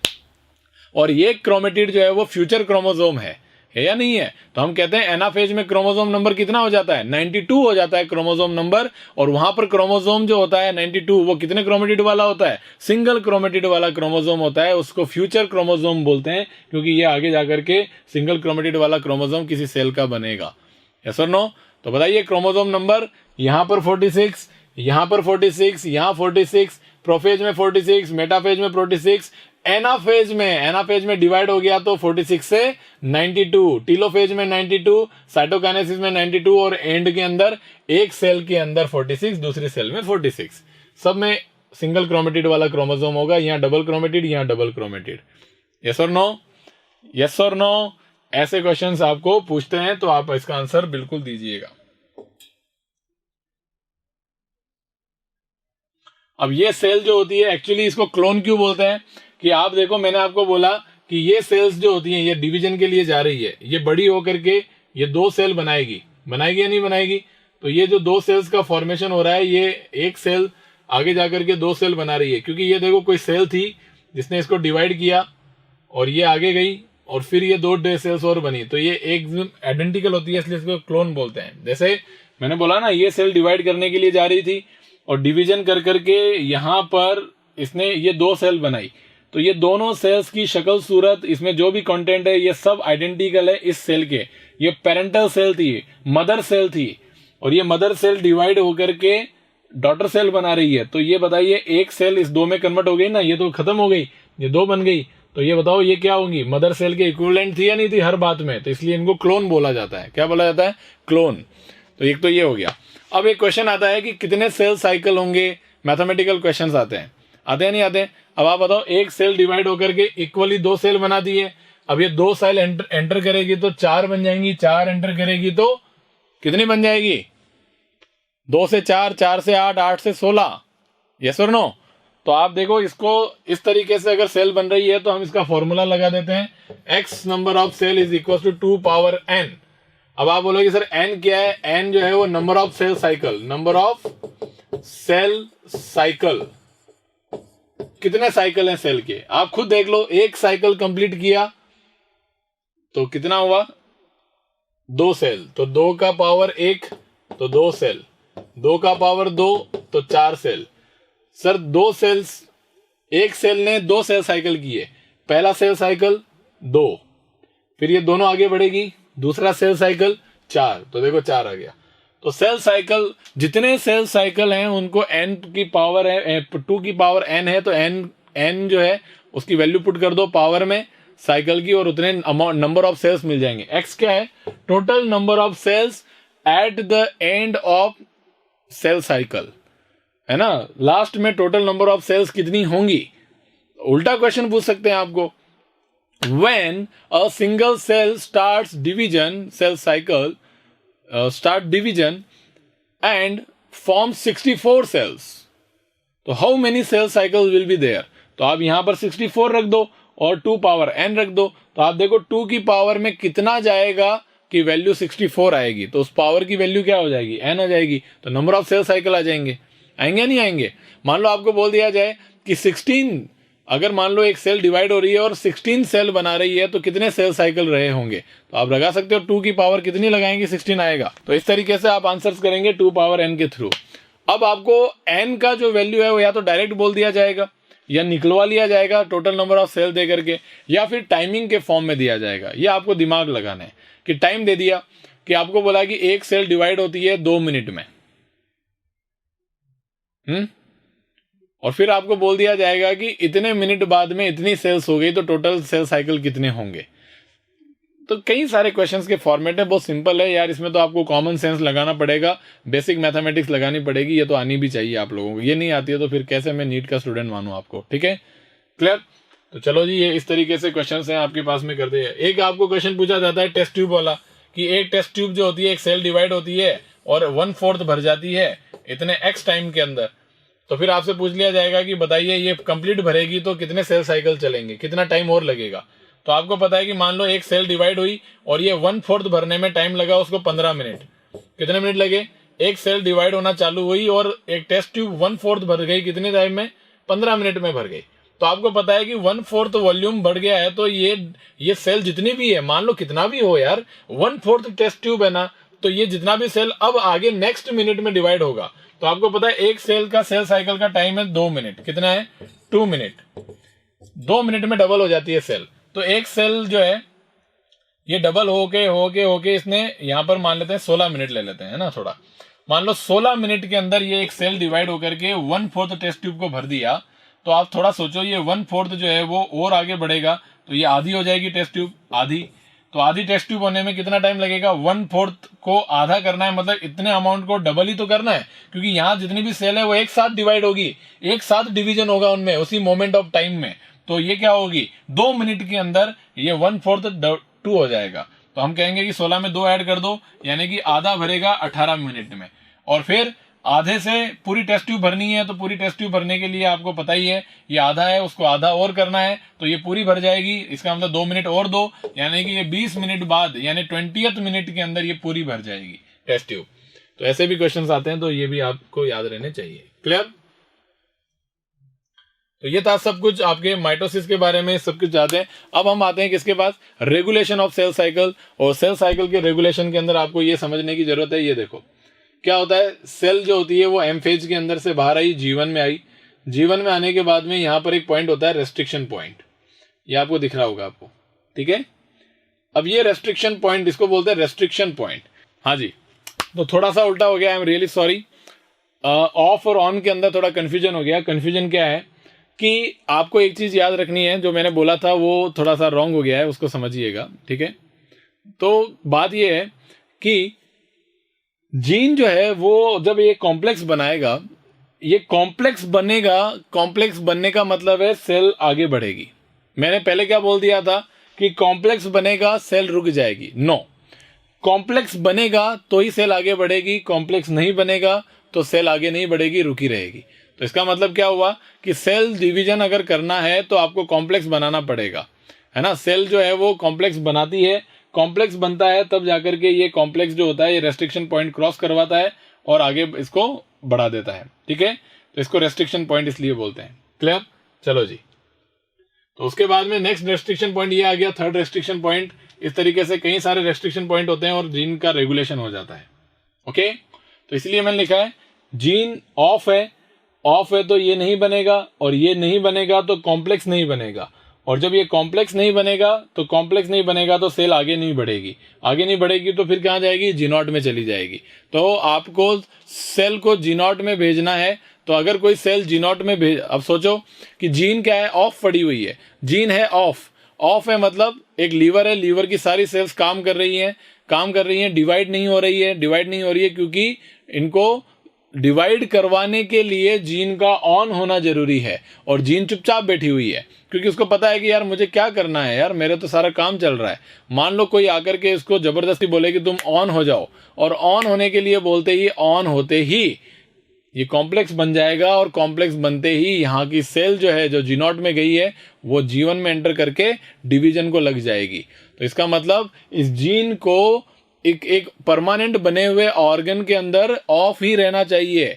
अगर वो ऑन हो गई तो अनवांटेड सेल का फॉर्मेशन हो जाएगा, ट्यूमर बन जाएगा, और वो ट्यूमर अगर मैलिग्नेंट हो गया तो भयंकर काम हो जाएगा, मैलिग्नेंट ट्यूमर, कैंसर, है ना, तो वो कैंसर बन सकता है।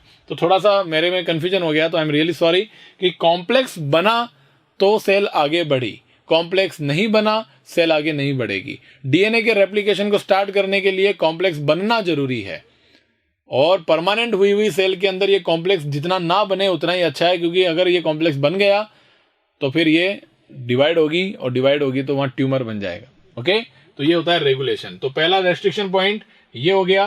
फिर डीएनए रेप्लिकेशन अलाउ हो गया, अलाउ होने के बाद में ये यहाँ पर ये दूसरा वाला एक जीन होता है, सेकंड जीन, ये यहाँ पे माइटोटिक साइक्लिन बनाता है जो माइटोटिक सीडीके के साथ में कॉम्प्लेक्स बनाता है, और ये कॉम्प्लेक्स आगे जाकर के यहाँ पर एनाफेज प्रोमोटिंग कॉम्प्लेक्स क्या बनता है भाई, ये जो है वो आगे जाकर के डिवाइड हो जाता है। इसके बीच में एक और काम, ये देखो, ये यहाँ पर एनाफेज प्रोमोटिंग कॉम्प्लेक्स भी बोलते हैं दूसरा वाला, और एनाफेज प्रोमोटिंग कॉम्प्लेक्स एनाफेज को प्रमोट करता है। तो 3 रेस्ट्रिक्शन पॉइंट है, 1, 2 और 3।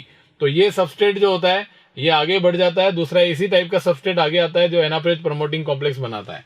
ओके, चलिए जी, तो ये थे सारे के सारे क्वेश्चंस और सारे की सारी बातें।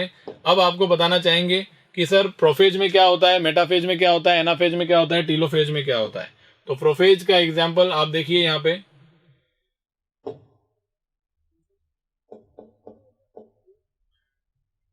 अब आप बोलोगे सर माइटोसिस जो होता है, अब डिवीजन की बात करें कि माइटोसिस किसमें होता है। माइटोसिस जनरली डिप्लॉयड सेल के अंदर होता है, लेकिन माइटोसिस जो होता है वो हैप्लॉयड सेल्स के अंदर भी प्रेजेंट होता है, और वो किसमें होता है, प्लांट्स के अंदर हैप्लॉयड सेल्स के अंदर प्रेजेंट होता है।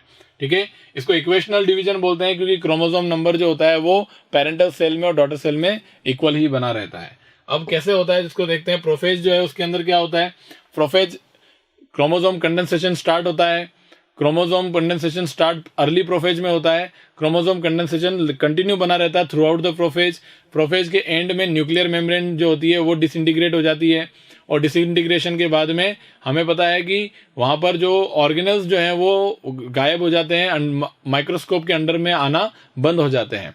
और सबसे इंपॉर्टेंट बात क्या है कि जो न्यूक्लियर मेम्ब्रेन जो होती है वो न्यूक्लियर मेम्ब्रेन जैसे डिसइंटीग्रेट होती है उसी के साथ में, उसी के बाद मेटाफेज स्टार्ट हो जाता है। ओके, ये बात एनसीईआरटी में लिखी हुई है। मेटाफेज में क्या होगा भाई, क्रोमोसोम जो कंडेंस हुए थे, है ना, वो, और प्रोफेज के अंदर ही स्पिंडल फाइबर का फॉर्मेशन होना चालू हो जाता है। माइक्रोट्यूब्यूल जो होती हैं वो स्पिंडल फाइबर बनाना चालू कर देती हैं, और जो सेंट्रियोल्स हैं, सेंट्रोसोम जो है वो सेंट्रोसोम पोल की तरफ जाना शुरू हो जाते हैं, कंप्लीट अपोजिट नहीं जाते हैं, कंप्लीट अपोजिट मेटाफेज में ही जाते हैं। सेंट्रोसोम स्पिंडल फाइबर बन जाते हैं प्रोफेज में, लेकिन क्रोमोसोम से अटैच नहीं होते हैं, काइनेटोकोर से। क्रोमोसोम के काइनेटोकोर्स जो होते हैं वो कहाँ होते हैं आपको पता है, एक क्रोमोसोम है, इस क्रोमोसोम के ऊपर इस तरफ और इस तरफ क्या होते हैं, काइनेटोकोर होते हैं, प्रोटीन डिस्क होती है, यहाँ स्पिंडल फाइबर अटैच होता है। अब अटैचमेंट मेटाफेज में है, अब अटैचमेंट हो गया, मेटाफेज का स्टार्टिंग हो गया, न्यूक्लियर मेम्ब्रेन डिसइंटीग्रेट होते हैं, मेटाफेज स्टार्ट हो गया। क्लियर कट कोई भी बात नहीं है, लेकिन हम फिर भी बताते हैं कि न्यूक्लियर मेम्ब्रेन डिसइंटीग्रेट हो गई, मेटाफेज स्टार्ट हो गया, और मेटाफेज जो है वहां पर क्रोमोसोम से स्पिंडल फाइबर अटैच हो गए। अटैच होने के बाद में दोनों सेंट्रोसोम एक दूसरे के अपोजिट चले गए, और अपोजिट जाने के बाद में एक स्ट्रक्चर बनता है जिसको बोलते हैं माइटोटिक स्पिंडल माइटोटिक apparatus, और वो mitotic spindle mitotic apparatus metaphase में बनता है। तो ये इस तरीके का बनता है, ये देखो, ये सेंटर में क्रोमोसोम हो गए डबल क्रोमेटिड वाले, ये पिंक कलर से स्पिंडल फाइबर हो गए, एक पोल और दूसरे पोल के ऊपर अपोजिट चला गया, इधर का सेंट्रोसोम, ये दूसरा सेंट्रोसोम। सेंट्रोसोम में क्या होते हैं, 2 सेंट्रियोल, ये 2 सेंट्रियोल इधर हैं, 2 सेंट्रियोल इधर हैं। और आपको बताएं कि एक जो ये पोल होता है उस पोल को बोलते हैं एस्टर, एस्टर 1 और ये एस्टर 2। सर एस्टर में क्या क्या होता है, सर एक एस्टर जो होता है उस एक एस्टर के अंदर होता है 2 सेंट्रियोल, 2 सेंट्रियोल होते हैं। सेंट्रियोल के पीछे की तरफ में मेम्ब्रेन से अटैच होने वाले एस्ट्रल रेज, एस्ट्रल रेज, और सामने होती हैं स्पिंडल फाइबर्स। क्या होते हैं, स्पिंडल फाइबर्स। ठीक है, तो एक एस्टर के अंदर हम देखेंगे तो आप देखिए एस्टर जो होता है उस एस्टर के अंदर astral rays, astral rays present होती है। क्या क्या प्रेजेंट होता है, एस्ट्रल रेज। ओके, तो एस्ट्रल रेज यहां पर दिख रही है और ये सेंट्रियोल दिख रहा है, तो एक एस्टर का फॉर्मेशन हो गया। Okay, clear. तो ध्यान रखना, एस्टर जो होते हैं, एस्टर में क्या होता है, 2 सेंट्रियोल और एस्ट्रल रेज एस्टर का फॉर्मेशन करती है। ओके, तो 2 सेंट्रियोल और एस्ट्रल रेज एस्टर का फॉर्मेशन कर रही है। स्पिंडल फाइबर यहां पर है, तो ये पूरा स्पिंडल बन गया, इसलिए इसको स्पिंडल फाइबर बोलते हैं। करेक्ट। एस्ट्रल रेज,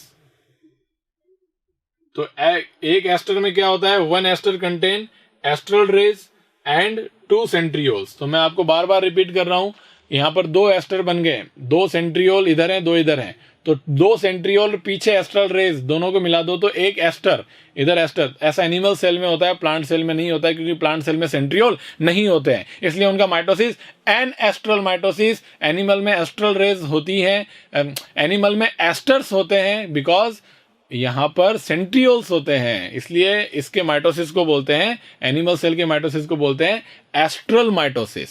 ओके, तो ये बातें आपको समझ में आनी चाहिए। अब आते हैं मेटाफेज के ऊपर। अब मेटाफेज कहाँ से स्टार्ट होता है, क्या होता है, ये मैंने बता दिया आपको। ये डायग्राम देखिए, ये ट्रांजिशन टू मेटाफेज है, क्योंकि ये और ये एक दूसरे के एकदम अपोजिट नहीं है, ये बिल्कुल प्रोफेज के बाद का है और ट्रांजिशन टू मेटाफेज है। ये डायग्राम जरूर याद रखिएगा, ट्रांजिशन टू मेटाफेज, न तो ये प्रोफेज है न ये मेटाफेज है, प्रोफेज से मेटाफेज में शिफ्ट हो रहा है, ये है मेटाफेज। मेटाफेज में देखो, आप देखिए दोनों अपोजिट आ गए, ये एक एस्टर हो गया, ये दूसरा एस्टर हो गया। सर एस्टर क्या होता है, aster two centriole astral rays, two centriole astral rays, aster 1 aster 2, ये स्पिंडल फाइबर अटैच हो गई। अटैच होने के बाद में एक चीज ध्यान रखिएगा, स्मॉल जो होते हैं वो पेरिफेरी पे होते हैं, लार्ज क्रोमोसोम सेंटर में होते हैं, और एक क्रोमोसोम में 2 क्रोमेटिड है, इसकी ये काइनेटोकोर डिस्क है, तो इधर वाला पोल का इधर आएगा, इधर वाले पोल का इधर जुड़ेगा। ये अटैचमेंट ऑफ मैनर पूछा जाता है, ध्यान रखिएगा कि माइटोसिस में अटैचमेंट कैसा होता है मेटाफेज में, कि इधर की काइनेटोकोर से उस तरफ वाला स्पिंडल फाइबर, इधर की काइनेटोकोर से इस तरफ वाला स्पिंडल फाइबर अटैच होता है। ओके, इस तरीके का अटैचमेंट देखते हैं, और ये सारा का सारा एक प्लेन में अलाइनमेंट हो जाता है, इसको बोलते हैं। और ये जो स्पिंडल बना है उस स्पिंडल में ये इक्वेटर बोलते हैं। स्पिंडल जो होता है ना, ये देखो, ये एक स्पिंडल बन गया ना, ये स्पिंडल, और स्पिंडल के सेंटर में इसको इक्वेटर बोलते हैं, और इक्वेटर पे एक प्लेट बना देते हैं, इसको बोलते हैं मेटाफेज प्लेट। तो मेटाफेज प्लेट का फॉर्मेशन हो गया। ओके, एनाफेज में क्या, अब मेटाफेज प्लेट में अटैचमेंट का मैनर बताया मैंने आपको, ठीक है। एनाफेज में क्या होगा भाई, एनाफेज जो होता है, स्टार्टिंग एनाफेज की होती है डिवीजन से ही। तो एनाफेज के अंदर कोई भी आपसे पूछे तो यहाँ पर ये और ये, तो ये देखो, ये सेंट्रोमियर का डिवीजन हो गया। तो एनाफेज में क्या हुआ, जो सेंट्रोमियर था उसका स्प्लिटिंग हो गया और क्रोमेटिड्स ऊपर चली गई। तो अगर ये ह्यूमन सेल है तो यहाँ पर कितनी क्रोमेटिड्स होंगी, यहाँ पर क्रोमेटिड्स होंगी 46 क्रोमेटिड्स, और ये 46 क्रोमेटिड। तो ये 46 फ्यूचर क्रोमोसोम ही हैं, सिंगल क्रोमेटिड वाले। तो एक सेल के अंदर टोटल कितने हो गए, 92 सिंगल क्रोमेटिड वाले क्रोमोसोम हो गए। यस और नो। तो ये बात होगी एनाफेज की। एनाफेज के बाद टीलोफेज। टीलोफेज में क्या होता है भाई, वो जो क्रोमेटिड ऊपर गई है वो क्रोमेटीन में कन्वर्ट होती है, न्यूक्लियर मेम्ब्रेन रीअपियर हो जाती है, और ऑर्गेनल जो होते हैं वो माइक्रोस्कोप में दिखने लगते हैं, और ये सेंट्रल रेज, ये एस्ट्रल रेज, ये भी डिस्ट्रॉय हो जाती है, और स्पिंडल फाइबर भी डिस्ट्रॉय हो जाते हैं। और ये डिस्ट्रॉय होने के बाद में ये एनिमल सेल है, एनिमल सेल में ये प्लाज्मा मेम्ब्रेन है। और जब end of the telophase and होगा तो उस टाइम पे ये प्लाज्मा मेम्ब्रेन के बाहर एक कंस्ट्रिक्शन दिखाई देगा, और ये कंस्ट्रिक्शन जो होता है वो दिखाई देता है कब, क्योंकि अंदर एक ग्रीन कलर की रिंग बनती है जिसको बोलते हैं constriction ring. Constriction ring fibres होते हैं जो इसको खींचते हैं, और ये सेंटर की तरफ में बढ़ती जाती है, सेंट्रीपिटल डायरेक्शन में ये कंस्ट्रिक्ट होती है, और ये सेंट्रीपिटल डायरेक्शन में कंस्ट्रिक्ट होती है तो बाहर पेरिफेरी पे एक फरो बन जाती है, और फरो बनती है तो आपको पता होना चाहिए ये कंस्ट्रिक्शन रिंग का फॉर्मेशन जो होता है वो लेट टीलोफेज में होता है, और कंस्ट्रिक्शन रिंग का फॉर्मेशन का होने के बाद उसका कॉन्ट्रैक्शन भी स्टार्ट हो जाता है लेट टीलोफेज में, और उस कॉन्ट्रैक्शन स्टार्ट होकर के थोड़ा आगे बढ़ जाता है, कॉन्ट्रैक्शन 20% कॉन्ट्रैक्शन हो जाता है, उसकी वजह से लेट टीलोफेज के अंदर ये बाहर की तरफ में फरो बनती हुई दिखाई देती है। तो ये सारा जो काम है, formation of constriction ring, contraction starting of constriction ring and contraction of constriction ring, ये सब साइटोकाइनेसिस के पार्ट हैं एनिमल सेल के। तो हम कह सकते हैं कि साइटोकाइनेसिस की शुरुआत लेट टीलोफेज से ही हो गई थी, इसी वजह से ही तो हमें लेट टीलोफेज के अंदर फरो का फॉर्मेशन हुआ है। और ये जो मेथड होता है साइटोकाइनेसिस का उसको बोलते हैं कंस्ट्रिक्शन एंड फरो मेथड, और इसकी डायरेक्शन कहाँ होती है, सेंट्रीपिटल डायरेक्शन के अंदर डिवीजन होता है, और इससे 2 डॉटर सेल बनना चालू हो जाएंगी। यस और नो। तो ये सारी बातें आपको ध्यान रखनी चाहिए जो मैंने आपको बताई। Okay, clear. तो टीलोफेज हो गया, साइटोकाइनेसिस हो गया, 2 सेल डिवीजन हो गया, इस तरीके से एनिमल सेल का डिवीजन हो गया। सर एक बात बताइए, अगर ये प्लांट सेल होती तो क्या होता, क्या यहाँ फरो बनती, नहीं बनती, क्यों, क्योंकि बाहर वॉल प्रेजेंट है। तो प्लांट अगर होता तो प्लांट सेल ऐसी होती, इसके अंदर ये न्यूक्लियस, इसमें एस्ट्रल रेस तो होती नहीं है क्योंकि इसके अंदर सेंट्रियोल ही नहीं होते हैं, एस्टर ही नहीं होता, तो ये न्यूक्लियस बन गया। तो ये क्या होगा भाई, अब यहाँ बीच में बनेगा सेल प्लेट। क्या बनेगा, सेल प्लेट का फॉर्मेशन होता है। तो ध्यान रखना, यहाँ पर कंस्ट्रिक्शन एंड फरो मेथड से सेल साइटोकाइनेसिस होता है, यहाँ सेल प्लेट का फॉर्मेशन होता है लेट टीलोफेज में। तो लेट टीलोफेज में सेल प्लेट फॉर्मेशन। तो ध्यान रखिए, इसमें मेथड साइटोकाइनेसिस का है थ्रू सेल प्लेट फॉर्मेशन। तो एक सब्सटेंस होता है जिसको हम मिडल लेमेला बोलते हैं, जिसमें कैल्शियम और मैग्नीशियम पेक्टेट का एक सेल प्लेट बनता है।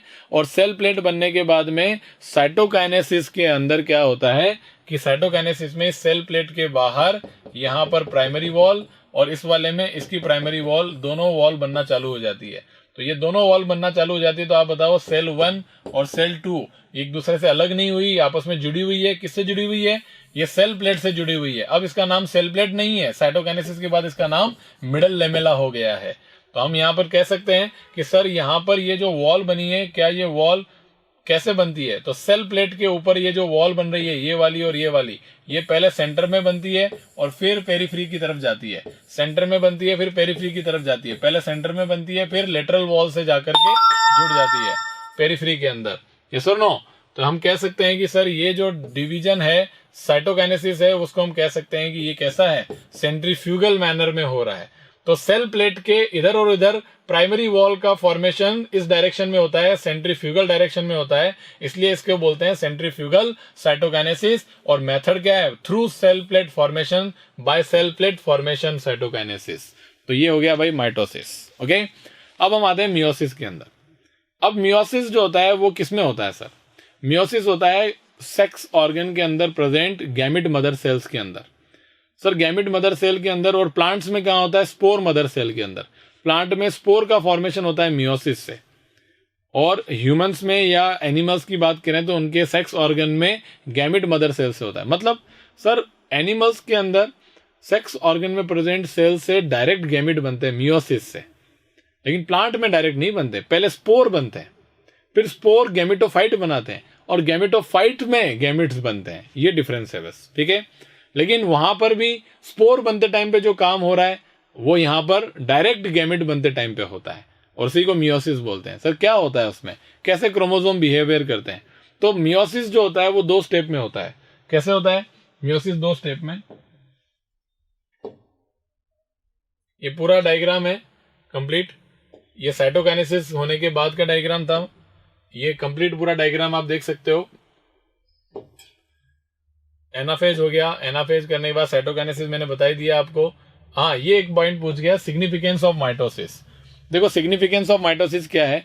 माइटोसिस जो होता है वो बहुत इंपॉर्टेंट है बॉडी में, क्योंकि आइडेंटिकल सेल बना के देता है। तो चोट लग जाती है तो रिप्लेसमेंट करने के लिए, एग्जाम्पल एनसीईआरटी में दे ही रखे हैं, वो रट लेना, ब्लड सेल के अंदर है ना, स्किन के ऊपर रिप्लेसमेंट हो गया, तो ऐसे रिप्लेसमेंट करने के लिए माइटोसिस जरूरी होता है।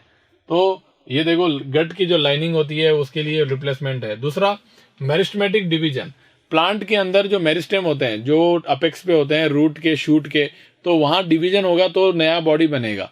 तो वहां पर मेरिस्टेमेटिक एक्टिविटी कैम्बियम के डिवीजन के लिए और प्लांट को कंटिन्यूअस ग्रोथ करवाने के लिए, क्योंकि प्लांट में ग्रोथ हमेशा होती रहती है, हमेशा सेल डिवीजन होता रहता है, तो उस ग्रोथ को बनाए रखने के लिए माइटोसिस जरूरी होता है। ओके, चलिए जी,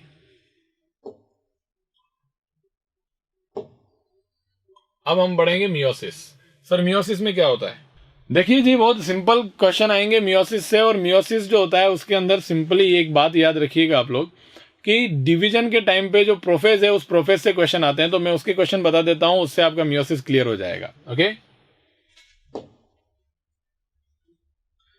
ये मैंने बना के दिया है, इसको आप देखिएगा कि कैसे जो सेल्स होती हैं उसके अंदर क्रोमोसोम का नंबर और उसके जेनेटिक कंटेंट जो होता है वो डिफरेंट करता है। कैसे कैसे क्वेश्चंस जो है इसके सॉल्व करने हैं आपको, इससे सॉल्व हो जाएंगे।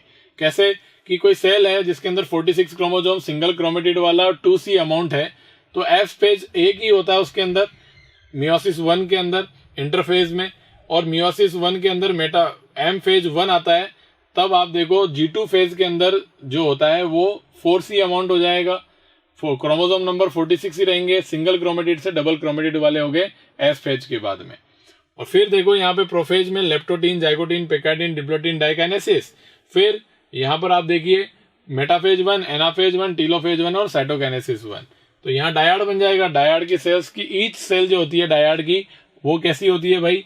ऐसी होती है, जिसमें अमाउंट रहेगा 2C क्रोमेटिन, ये रहेंगे डबल क्रोमेटिड वाले। लेकिन देखो क्रोमोसोम नंबर 23 हो गए, मतलब क्या हुआ? सेंट्रोमियर का डिवीजन नहीं हुआ यहाँ पे एनाफेज में। यहाँ एनाफेज के अंदर क्रोमोसोम सेपरेट हो गए। यस और नो? ऐसा करके हम देख सकते हैं कि यहाँ 23 हो गए, इसमें 23 हो गए डबल क्रोमेटिड वाले। फिर आया मियोसिस खत्म हो गया, डायाड बन गया, डायाड बनने के बाद डायाड वाली सेल 4 सेल बनाने के लिए जाएगी, इस एक सेल से 2 बनेंगे, इससे 2 बनेंगे। तो ये जब इंटरकाइनेसिस में जाएगी तो इंटरकाइनेसिस के अंदर डीएनए का रेप्लिकेशन नहीं होगा, हाँ सेंट्रोसोम का डुप्लीकेशन जरूर होगा। तो फिर यहां पर डुप्लीकेशन होने के बाद में हम कह सकते हैं कि ये देखो prophase, metaphase, anaphase, telophase, cytokinesis 2 हो जाएगा, और इनके अंदर होने के बाद इस एनाफेज के अंदर सेंट्रोमियर की स्प्लिटिंग होगी। कैसे समझ में आएगा कि ये 2 क्रोमेटिड वाला जो है वो सिंगल क्रोमेटिड वाला क्रोमोसोम बन गया। एक सेल में 2C था, उसमें C हो गया, अमाउंट नंबर 23 का 23 रहा। तो आपको समझ में आ गया होगा इस एनाफेज के अंदर एनाफेज 2 में सेंट्रोमियर की स्प्लिटिंग हो गई, बट एनाफेज 1 के अंदर सेंट्रोमियर की स्प्लिटिंग नहीं हुई। ओके, तो ये क्वेश्चन इंपॉर्टेंट है। और कितना अमाउंट कितना रहता है, 2C से कितना रह गया, देखो इसके अंदर C अमाउंट रह गया।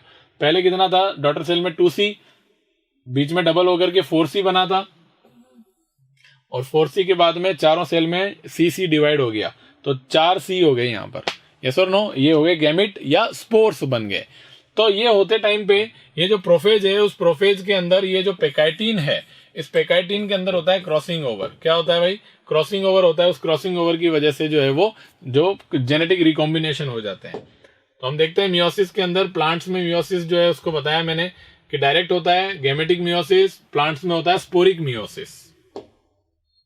तो मियोसिस 2 स्टेज में होता है, मियोसिस 1, मियोसिस 2। ये डायग्राम जो आपको पता ही है एनसीईआरटी में, अभी मैंने बता ही दिया। ये देखो सेल जो होती है वो पहले कंडेंस होना चालू करती है, कंडेंसेशन के बाद मेटाफेज के ऊपर 2 प्लेट बनती है 2 लाइन में, है ना। अगर ह्यूमन सेल है तो इसमें इस एक लाइन में होंगे 23 और दूसरे लाइन में होंगे 23। तो 23 इधर, 23 इधर, और फिर इनको यहां पर क्या होगा, अटैचमेंट साइड। अटैचमेंट कैसा होगा कि एक क्रोमोसोम के दोनों काइनेटोकोर से एक ही तरफ के पोल के स्पिंडल फाइबर अटैच्ड होंगे। ये इंपॉर्टेंट बात है। तभी जाकर के यहां पर क्या होता है, ये होमोलोगस क्रोमोसोम है। ये होमोलोगस क्रोमोसोम जो है, जैसे ये दोनों होमोलोगस क्रोमोसोम है, ये होमोलोगस क्रोमोसोम है, ये पेयर होता है, उस पेयर का सेग्रीगेशन होता है। यहाँ सेंट्रोमियर की स्प्लिटिंग नहीं हुई और ये इस तरीके से बन जाता है। ओके, यहाँ पर आप देख रहे हैं कि क्रॉसिंग ओवर हुआ है, तो इसलिए एक दूसरी आर्म लगी हुई है यहाँ पर दूसरे कलर से, ठीक है, क्योंकि क्रॉसिंग ओवर प्रोफेज 1 के अंदर हो जाता है। ओके,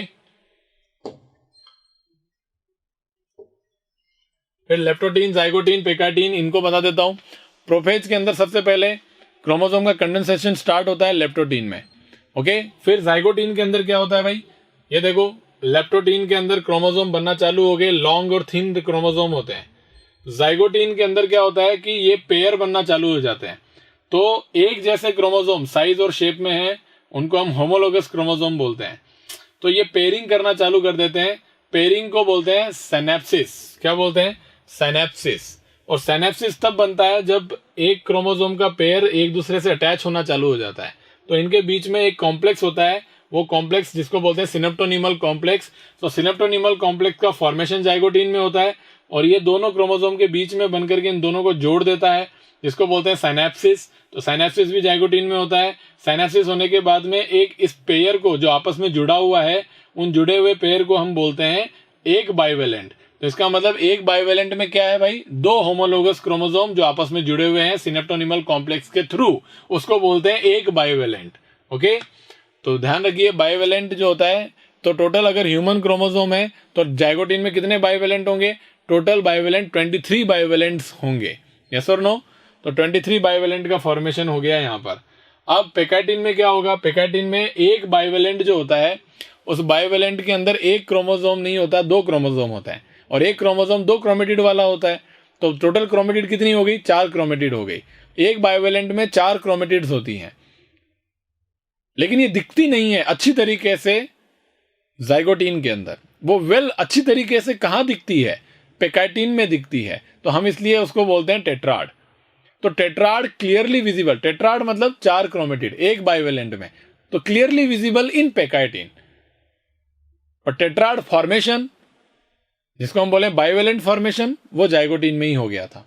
ओके, तो ये क्वेश्चन याद रखिए। अब पेकाइटिन में क्या होगा, क्रॉसिंग ओवर होगा। क्रॉसिंग ओवर में क्या होता है, देखो इधर की रेड कलर वाले क्रोमोसोम की आर्म ब्लू कलर वाले के ऊपर लग गई और ब्लू कलर वाले पे रेड कलर वाला लग गया, है ना। तो ऐसे कर करके ये क्रॉसिंग ओवर हो गया। क्रॉसिंग ओवर में क्या होगा, उस जीन का जो कॉम्बिनेशन है वो बदल जाएगा। ओके, तो इधर वाला जीन उधर, इधर वाले जीन इधर चले जाएंगे। तो ऐसे करते हुए ये कॉम्बिनेशन हो गया। अब पेकाटीन होने के बाद में डिप्लोटीन आएगा, डिप्लोटीन में सिनेप्टोनिमल कॉम्प्लेक्स का डिसोल्यूशन हो जाएगा। अब दोनों एक दूसरे से अलग होना चालू हो जाएंगे, अलग भी हो जाएंगे, लेकिन जहां पर क्रॉसिंग ओवर हुआ था उस साइड पर लगे रह जाएंगे। और ऐसा होने के बाद ये जो है वो एक्स शेप स्ट्रक्चर बन जाती है ऐसे, जिसको हम कायस्मेटा बोलते हैं। क्या बोलते हैं? कायस्मेटा। तो कायस्मेटा जो है वो आपको डिप्लोटीन में देखने को मिलेगा। डाइकाइनेसिस में क्या होगा? टर्मिनलाइजेशन ऑफ कायस्मेटा, ये भी हट जाएगा। दोनों होमोलोगस क्रोमोसोम एक दूसरे से क्या हो जाएंगे? अलग हो जाएंगे। अलग का मतलब बिल्कुल इधर उधर नहीं भागेंगे, दूर हो जाएंगे, बिल्कुल अब कोई अटैचमेंट नहीं है एक दूसरे पर।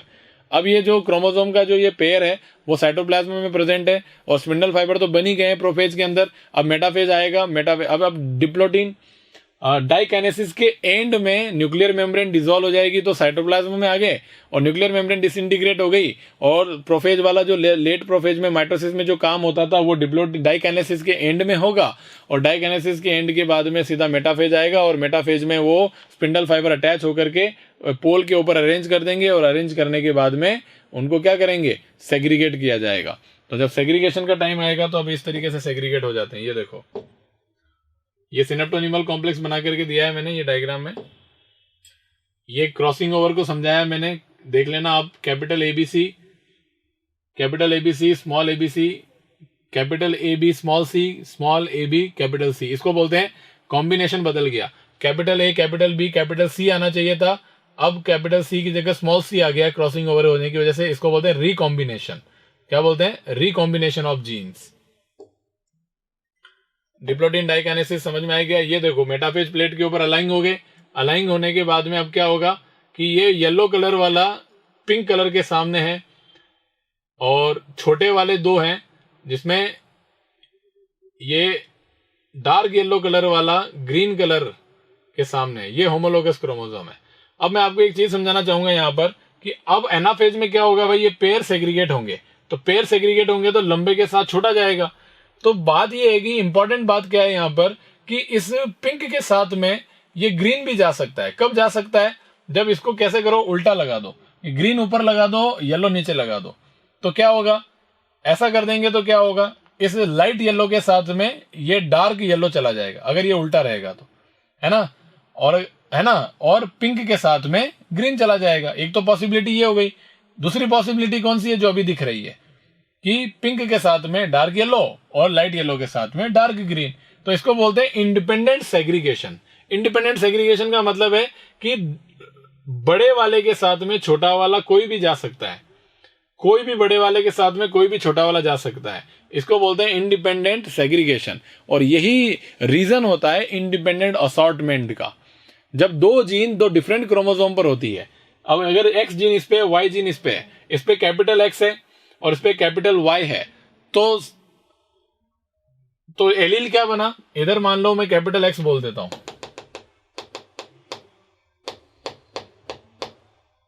मान लेते हैं कि इसके ऊपर मान लो ये मैं कैपिटल आर है और इस पर जो है वो है स्मॉल आर। क्या है? अरे ये लिख रखा है मैंने, लो ये कैपिटल बी है,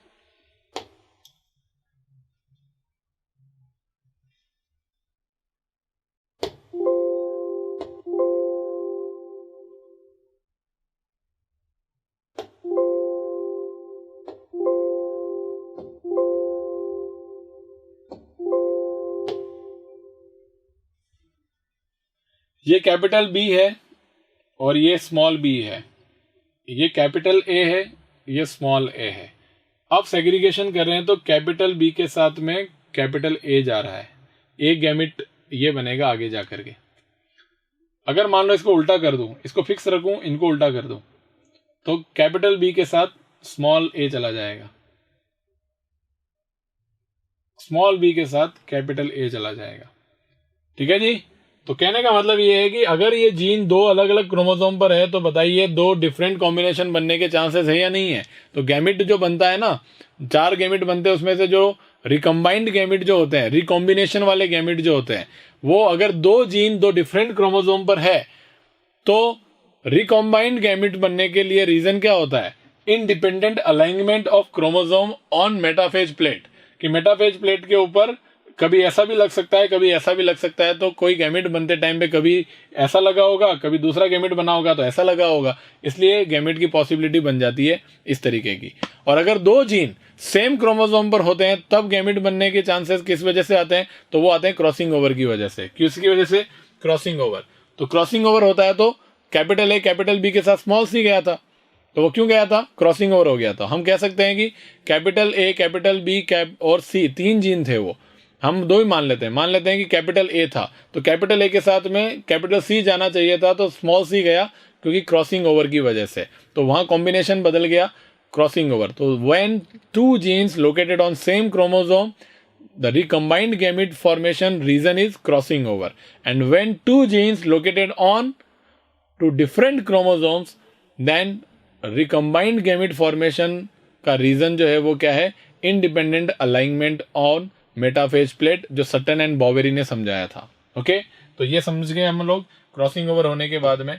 अब आपको कुछ नहीं बचा है, अब क्या है भाई? मियोसिस 1 हो गया है, मियोसिस 2, और मियोसिस 2 के अंदर हम देखेंगे कि एनाफेज होता है, और एनाफेज के अंदर हम देखते हैं कि अब एक डायड की एक सेल के मेटाफेज प्लेट के ऊपर अगर ह्यूमन सेल है तो मेटाफेज 1 में तो 2 लाइन के अंदर ऊपर 23 और नीचे 23 लगे थे, है ना।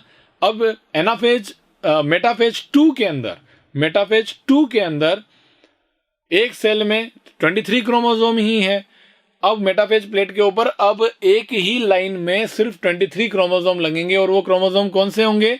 रिकम्बाइंड क्रोमोसोम्स होंगे। कौन से वाले? रिकम्बाइंड क्रोमोसोम्स होंगे। यहाँ पर मेटाफेज 1 में भी रिकम्बाइंड थे क्योंकि प्रोफेज 1 में रिकॉम्बिनेशन हो गया था, और मेटाफेज में रिकम्बाइंड क्रोमोसोम 2 रॉ में लगे थे, 23 ऊपर 23 नीचे। और मियोसिस 2 के मेटाफेज 2 में रिकम्बाइंड क्रोमोसोम्स एक ही लाइन में लगेंगे 23। ओके, और अब ये एक लाइन में लगे तो ऊपर वाले के इधर काइनेटोकोर से जुड़ गए, एक ही क्रोमोसोम के दूसरे वाले काइनेटोकोर से निचला वाला फाइबर जुड़ गया, और सेंट्रोमियर की स्प्लिटिंग हो गई और क्रोमेटिड्स सेपरेट हो गई, और ये सेपरेट होकर के 2 सेल में चली गई। डायड की दूसरी सेल में भी सेपरेट होकर के 2 सेल में चली गई। तो ऐसे कितनी सेल बन गई सिंगल क्रोमेटिड वाली? 4 क्रोमेटिड बन गई। यस और नो? 4 सेल बन गई। यस और नो? तो ऐसे